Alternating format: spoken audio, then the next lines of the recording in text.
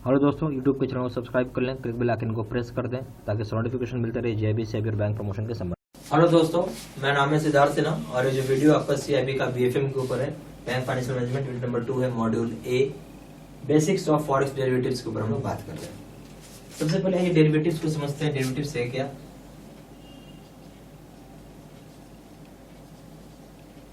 क्या समझते हैं आप डेरिवेटिव से?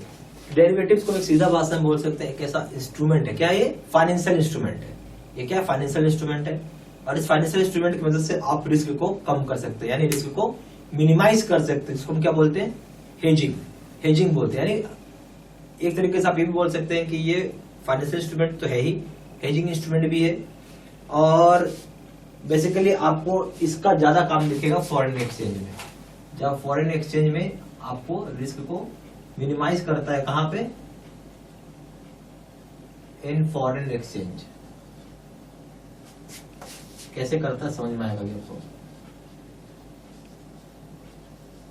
जैसे हमारा कंट्री है भारत, इंडिया। एक कंट्री है अमेरिका। भारत में करेंसी चलता है रुपया और वहां चलता है डॉलर। ठीक है, समझ गए? कुछ एक्सपोर्ट किया तो इंडिया वाले को डॉलर मिल गया। मान लेते हैं कि $1 के बराबर 77.7672 रेट है, और फिर कभी घट के हो जाता है 76.6772, फिर यहां बढ़ के हो गया 77.8672। ओके, ये क्या कर रहा है? फ्लक्चुएट कर रहा है, चेंज कर रहा है, तो एक रिस्क हो गया। क्योंकि आप $1 नहीं बदल रहे, कई $1000 में होगा, $1000 के $1,00,000 में भी रहता है, तो बहुत भारी उलटफेर हो जाता है उस केस में।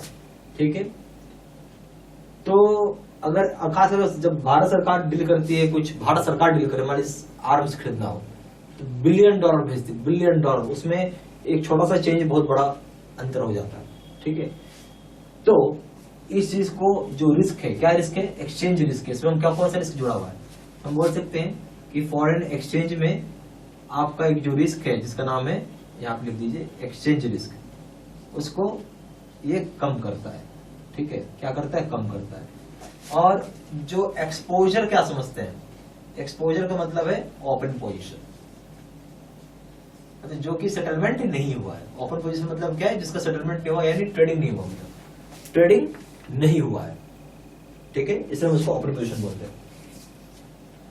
तो यहाँ पे उस चीज के साथ एक रिस्क जुड़ा हुआ रहता है। ठीक है, तो अगर हम ये डेरिवेटिव को ऐड कर दे, ठीक है, तो डेरिवेटिव को हम क्या बोलते हैं? इसको अगर हम ऐड कर देते हैं, ठीक है, फॉरेन एक्सचेंज में और इस तरीके की चीज में ऐड कर देंगे, नेचुरल सी बात है, जो भी आपका एक्सपोजर है उसको कम करेगा, न्यूट्रलाइज करेगा, और आपको ऐसा लेवल पे ला देगा जो आपको एक्सेप्टेबल होगा। लॉस भी होगा ना, बहुत नामात्र का होगा, एक्सेप्टेबल लेवल है, उसको क्या बोलते हैं? एक्सेप्टेबल लेवल पे ला देगा। तो इसको आप लिख लीजिए, are such instruments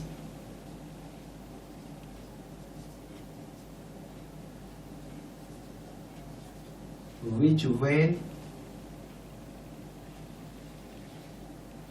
added to exposure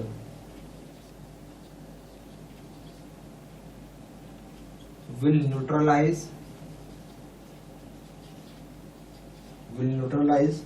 या alter to acceptable levels। ठीक है, एक्सेप्टेबल लेवल पे। ठीक है, अभी इसको हम लोग न्यूट्रलाइज करेंगे या चेंज करेंगे तो एक्सेप्टेबल लेवल आ जाता है, जो आपको लिए इजी रहेगा, आप एक्सेप्ट कर सकते हैं। ठीक है, तो बेसिकली इसका दूसरा भाषा हम बोल सकते हैं कि मिनिमाइज करना लॉसेस को, मिनिमाइज करना लॉसेस को, या रिस्क को कम करना। ठीक है, एक और भाषा में हम लोग क्या बोल सकते हैं इसको? ये बेसिकली फाइनेंशियल इंस्ट्रूमेंट है। क्या ये? फाइनेंशियल इंस्ट्रूमेंट है, और हेजिंग इंस्ट्रूमेंट भी बोल सकते हैं आप। हेजिंग इंस्ट्रूमेंट का मतलब हो जाता है, हेजिंग का मतलब क्या है? रिस्क को कम करना, या हेजिंग का मतलब हो गया, सीधा सा मतलब है ये, मिनिमाइज करना रिस्क को या लॉसेस को कम करना। ठीक है, फिर बोलते हैं डेरिवेटिव्स जो होता है डेराइव किया जा सकता है मार्केट से, प्रोडक्ट से, रिस्क से। डेरिवेटिव्स कहां से डेराइव कर सकते हैं? डेरिवेटिव्स हम डेराइव कर सकते हैं मार्केट से, प्रोडक्ट से, रिस्क से, या ऐसा कोई भी दूसरा अंडरलाइंग एंटिटी से, जो कि एसेट हो सकता है, इंडेक्स हो सकता है, या इंटरेस्ट रेट हो सकता है। फिर से सुनिएगा इस पॉइंट को, डेरिवेटिव्स को हम डिराइव कर सकते हैं मार्केट से, प्रोडक्ट से, रिस्क से, या कोई भी दूसरा अंडरलाइंग एंटिटी से, जो कि एसेट हो सकता है, इंडेक्स हो सकता है, या इंटरेस्ट रेट हो सकता है। तो इसको लिख सकते हैं are derived from markets, products or risks or any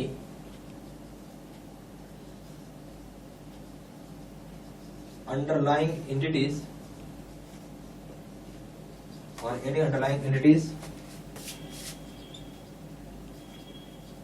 which can be asset,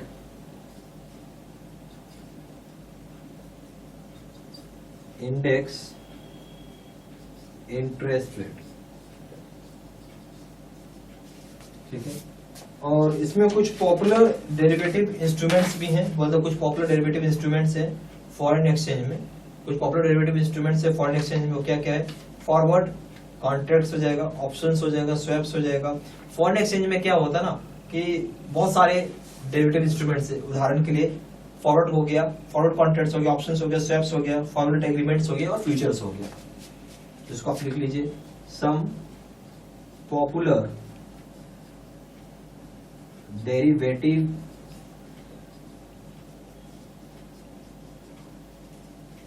instruments in foreign exchange market. कौन सा कुछ popular derivative foreign exchange markets में? सबसे पहला हो जाएगा आपको फॉरवर्ड कॉन्ट्रैक्ट्स, फिर हो जाएगा ऑप्शंस, फिर हो जाएगा स्वैप्स, फिर हो जाएगा FRA जिसको हम बोलते हैं फॉरवर्ड रेट एग्रीमेंट,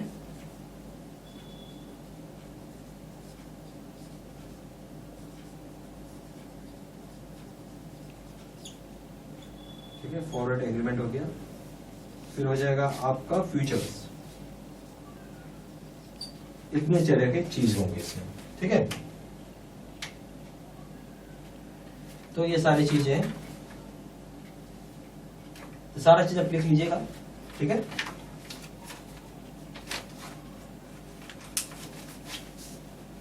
ठीक है,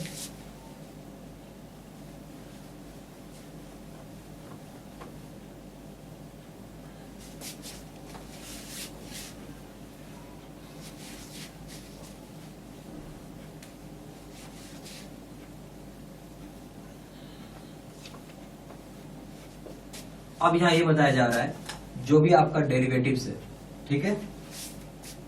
तो डेरिवेटिव्स का जो इंस्ट्रूमेंट है, डेरिवेटिव इंस्ट्रूमेंट जो होता है वो यूज किया जाता है ताकि आप रिस्क को मैनेज कर सकें, ठीक है।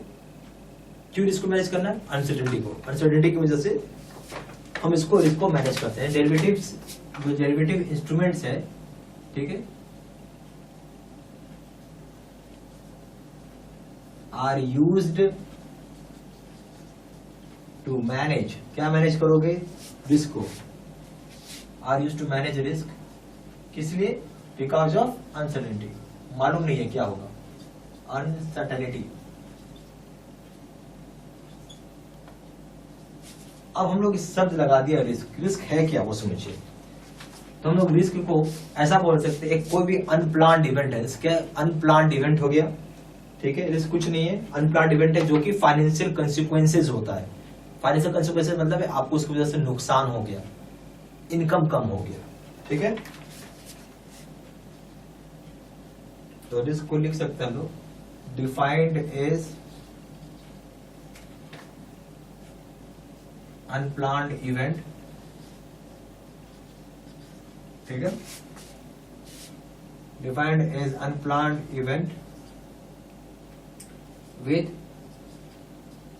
Financial consequences. तो यहाँ डिफाइन हम करते हैं अनप्लान्ड इवेंट है जो कि जिसकी वजह से फाइनेंशियल कंसिक्वेंसेस हो सकता है और रिस्क की रिजल्ट की वजह से रिजल्टिंग इनटू लॉसेस या रिड्यूस्ड इनकम हो सकता है।